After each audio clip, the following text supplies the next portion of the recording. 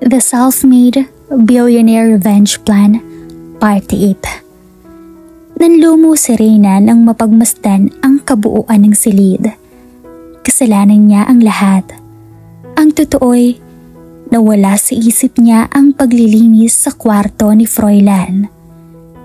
Ngayong araw, naisip kasi ni Reyna na mainit ang panahon at malayo ang lalakarin niya papuntang taniman.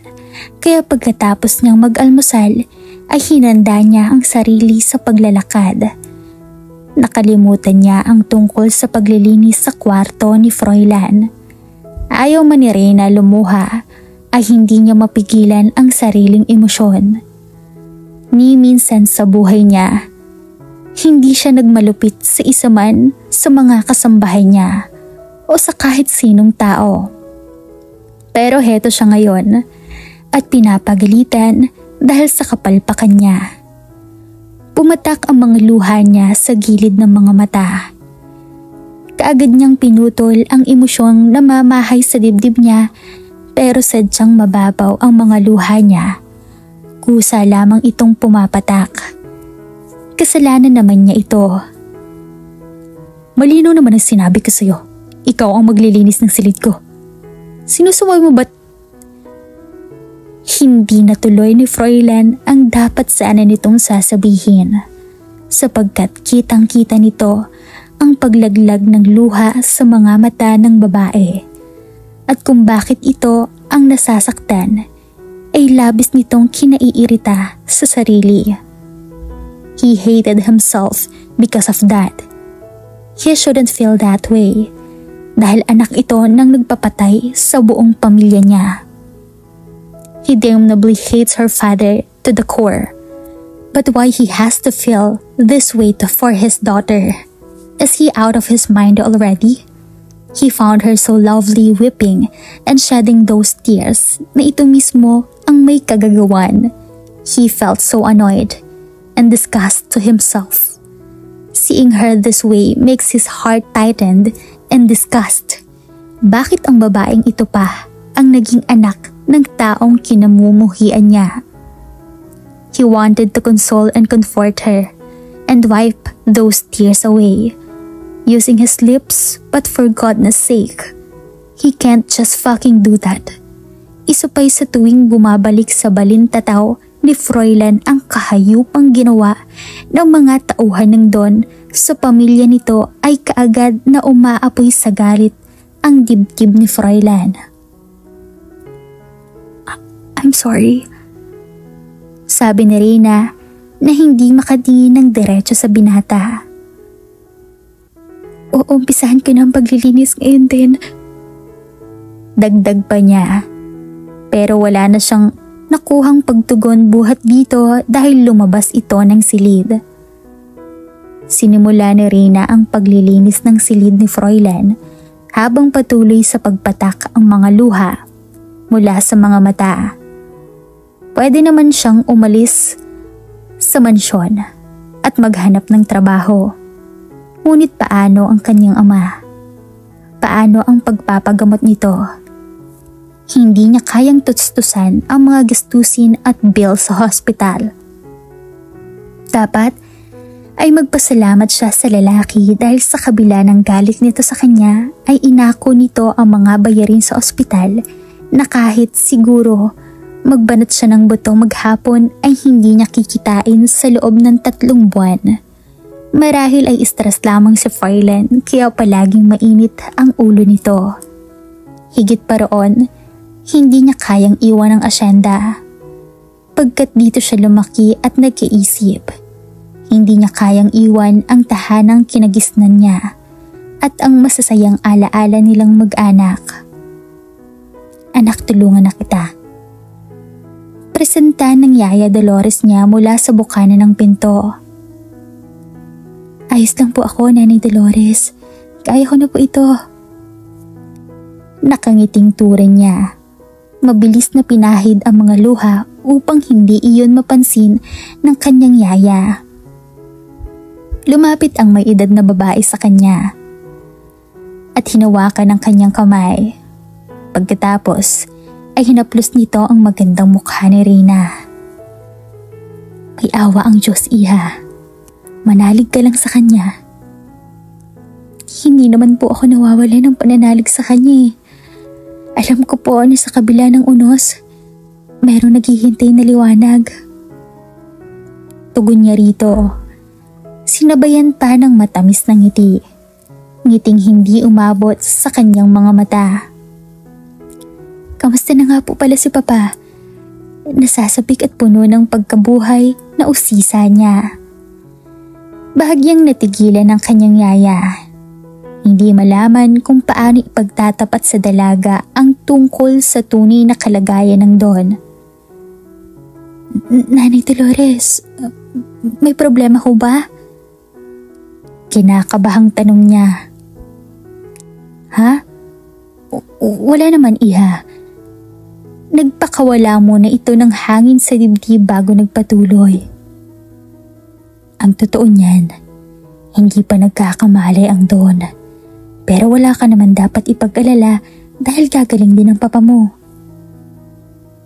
Hindi pa ito handa para ipagtapat sa dalaga ang totoo.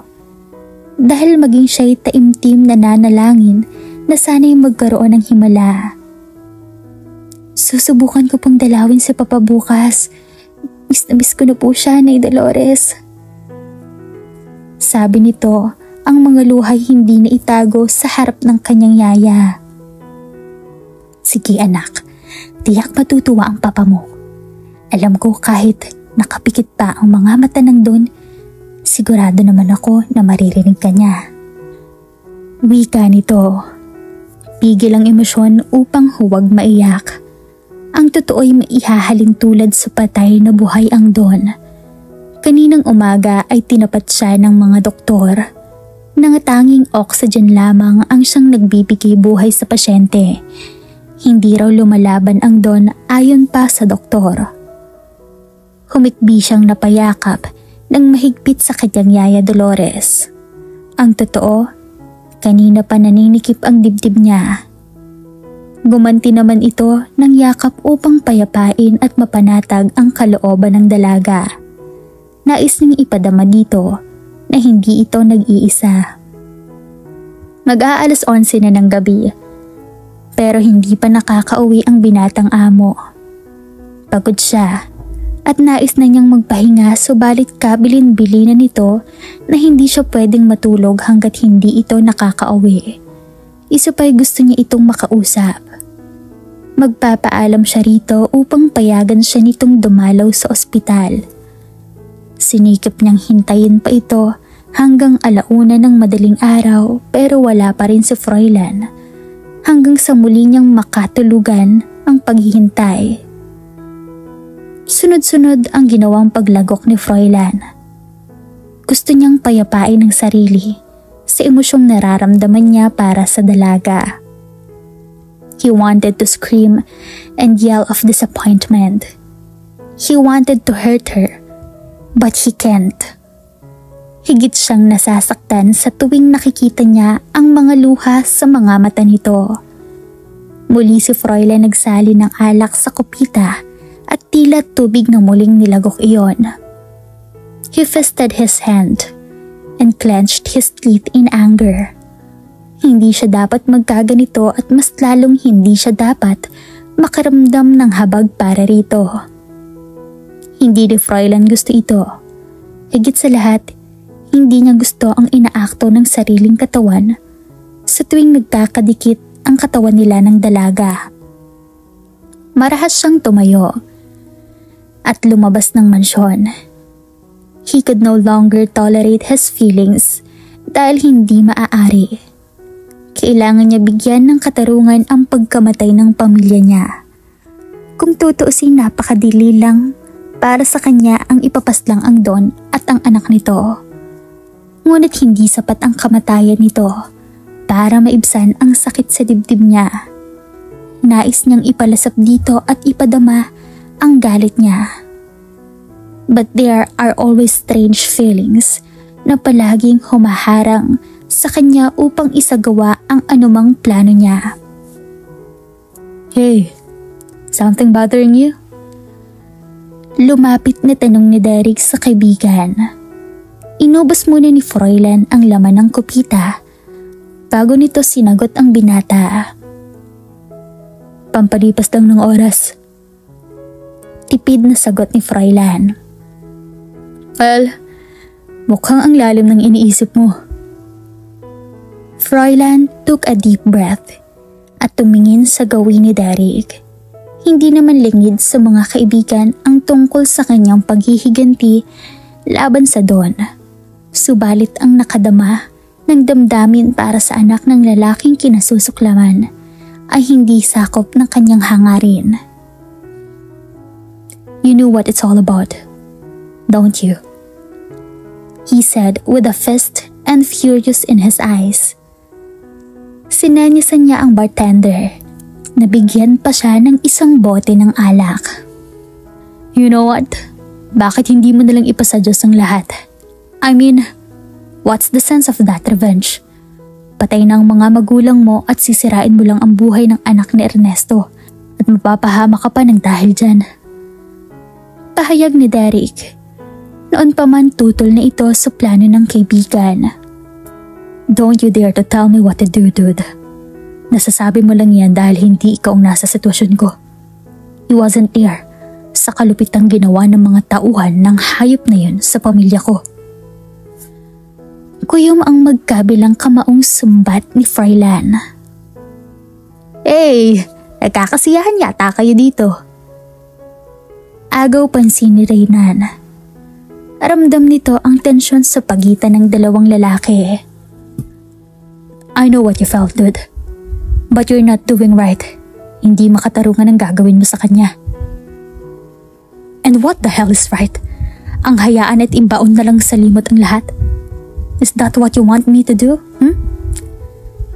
Hindi nakatiis at kwinalyohan ito. Yes, the fact that you have to admit the truth. Galit na ring tura ni Derek. Marahas na kinalas ang kamay ni Froilan. You see guys, everything will be alright. Hindi nyo kailangan humantong sa pagkasakitan. Awat ni Renan, sadyang pumagitan sa dalawang kaibigan. Batid nitong parehong mataas ang temperatura ng mga ito. I'm warning you, huwag mo akong pakikialaman sa mga plano ko. Nagtatagis ang mga bagang at nagmamadali itong lumabas ng bar. Napabalikwas ng bangon si Reyna mula sa pagkakahiga sa mahabang sofa nang biglang makarinig ng ingay. Magandang umaga, senyorita. Pasensya na, hindi ko sinasadyang gumawa ng ingay at gisingin ka. Humingi ng dispensang sabi ni Ruby. Nakahanda na ang almusal mo. May ngiti sa labing dugtong nito. Magandang umaga, Ruby. Si Froilan? Ang kaagad niyang hinanap at tanong dito na nagmamadaling inayos ang sarili. Huwag kang mag-alala. Senyorita, hindi umuwis ang bakulaw na lalaking yun. Tura ng kasambahay. Kinuha mula sa kanya ang kumot at ito pa ang nagtupi roon. Sige na, senyorita. Mag-almusal ka na. Baka parating na rin yun. Salamat, Ruby. Nakangiting tumalima ang dalaga at tulad ng sinabi ni Ruby, nakahanda na ang kanyang almusal. Kumain ka ng marami, senyorita. Nangangayayat ka na eh. Ngumiti lang si Reyna si sinabing iyon ni Laura. Si Aling Aurora naman ay nagsalin ng juice sa baso niya. Nagpapasalamat siya at kahit paano ay hindi nagbabago ang trato ng mga dati nilang kasambahay sa kanya. Magpahinga ka pagkatapos mong kumain, senyorita. Tutal, wala pa naman si Sir. Kami nang bahala sa mga gawain mo, sabi ni Aling Aurora. Maraming salamat ho sa inyong kabaitan. Naluluhang sambit na Reyna. Kami ang dapat magpasalamat sa inyo, senyorita. Tinatanaw naming malaking utang na loob ang kabaitan at kabutihang ipinaramdam niyo sa amin at ng inyong mga magulang. Totoo sa loob, na pahayag ni Aling Aurora sa dalaga.